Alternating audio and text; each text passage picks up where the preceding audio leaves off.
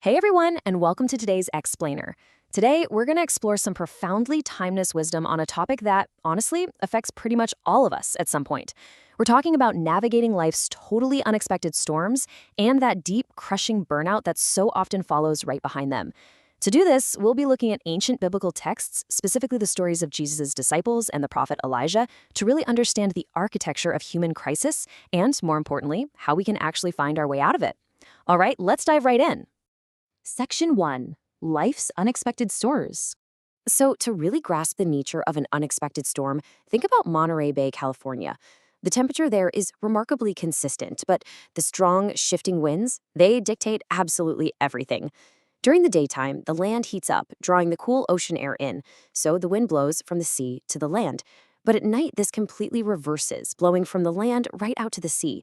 Historically, this shift was incredibly dangerous. You see, before motorized engines, if a crew mistimed their trip and caught this reversed wind, even the absolutely most experienced sailors could find themselves violently pushed away from safety and literally trapped at sea. Now, let's connect this exact phenomenon to a very famous biblical story. Jesus' disciples were veteran fishermen, right? They had spent their entire lives on the Sea of Galilee. They knew every single current, every cloud, and yet one evening they found themselves unexpectedly trapped and totally powerless in a terrifying nighttime storm. The text actually tells us they were rowing against the wind, straining at the oars, just completely unable to reach the shore.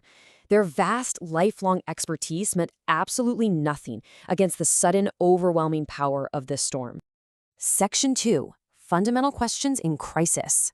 When our expertise fails us, when we're pushed to the absolute brink of disaster and our daily illusions of control just shatter, we are forced to confront our deepest, most terrifying existential thoughts. Our minds basically shift from the mundane to the profound, and this brings up the very first fundamental question: who am I, really? Because let's face it, when you can barely catch your breath in a crisis, you stop worrying about your daily to-do list and you start asking why you were even born into this world just to struggle like this. And that quickly spirals into the next logical fear that naturally grips the human mind. Faced with a genuine life or death crisis, the sheer fragility of our existence becomes impossible to ignore. Whether you are literally on a sinking boat in the first century, or you're facing a modern, crushing life crisis today, mortality suddenly stares you right in the face. And then we hit the ultimate question. If there is a God, why am I experiencing this intense, unexplainable suffering? A crisis forces a direct, super raw confrontation with the divine. It's in these moments of utter helplessness that we either desperately seek out a higher power or we bitterly question if one even exists at all. Now, what's really fascinating here is how the disciples' realization is actually framed. As they battled those massive waves, they finally stopped and asked, "Wait, why are we even here in this boat?" The answer was surprisingly simple, but so profound. Jesus had commanded them to cross the sea. They were exactly where they were supposed to be. And more importantly, they realized Jesus was actually right there in the boat with them, sleeping in the stern. He hadn't abandoned them at all. He was present, completely ready to wake up and calm those turbulent waters. Section 3. Burnout after the miracle. Storms aren't always physical, and they definitely don't always happen when things go wrong. Sometimes they hit us right after everything goes perfectly right. Let's pivot over to the prophet Elijah for a second. To understand his emotional crash, you really have to understand his peak. At Mount Carmel, he single-handedly faced down hundreds of rival priests in this epic spiritual showdown, actually calling down fire from heaven to prove who the true God is. And immediately after that, he prays, and a severe 3.5-year drought is finally broken with a massive torrential downpour. It was a stunning, miraculous, absolute peak performance. Yet, right after this incredible triumph, Elijah just completely collapses. He flees into the wilderness, collapses under a broom tree, and experiences severe, debilitating physical and emotional exhaustion. He falls into a deep, dark depression, completely consumed by total isolation, crying out, "I am the only one left." He even goes as far as asking God to just end his life. So the crucial takeaway here is this. Burnout doesn't just happen to the weak or the uncommitted. No way. It can happen to absolutely anyone, especially high-performing, incredibly dedicated individuals who have just given everything they possibly have. While Elijah is hiding out in this dark cave, entirely consumed by his despair, God finally speaks to him. But God doesn't start with some big motivational pep talk. Instead, he just asks a single question.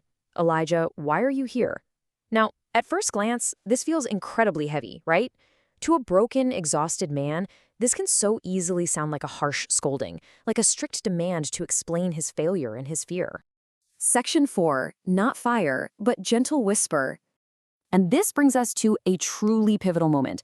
God demonstrates his presence by entirely subverting human expectations of dramatic power. Let's walk through this sequence together because it's amazing.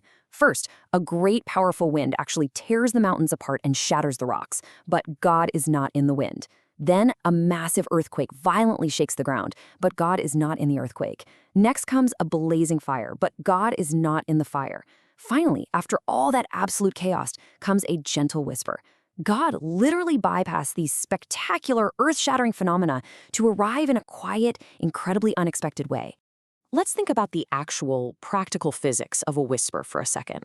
You can hear a roaring wind from miles away. You can feel an earthquake from way across a region. You can see a massive fire from a vast distance. But a whisper? A whisper is a sound so incredibly quiet that it fundamentally requires extreme physical closeness.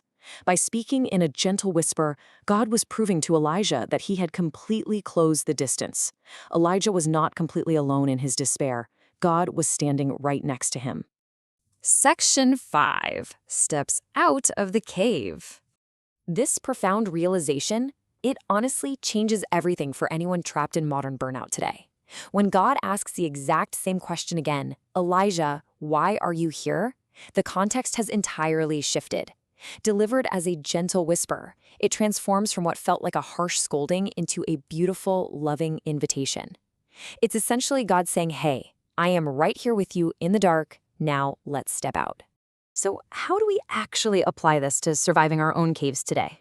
Well, first, you have to recognize you are definitely not the only one struggling. Isolation is the great lie of burnout. Second, we have to stop looking for grand, dramatic rescues. The fire and the earthquakes. Life's hardest moments are rarely fixed with instant fireworks. Instead, we need to listen closely for that quiet assurance of presence. And finally, you just have to take that step forward, knowing with absolute certainty that you aren't walking alone. Someone is right next to you. When the totally unpredictable winds of life trap you at sea, or when the sheer exhaustion of your greatest efforts leaves you hiding away in a cave, the hardest thing in the world to do is to quiet your mind. But if you can just stop focusing on the roaring storm outside for a minute, you might just notice what's right beside you. So as we wrap up today's explainer, I really want to leave you with this one thought. Amidst all the chaos of your own life, can you hear the gentle whisper calling you?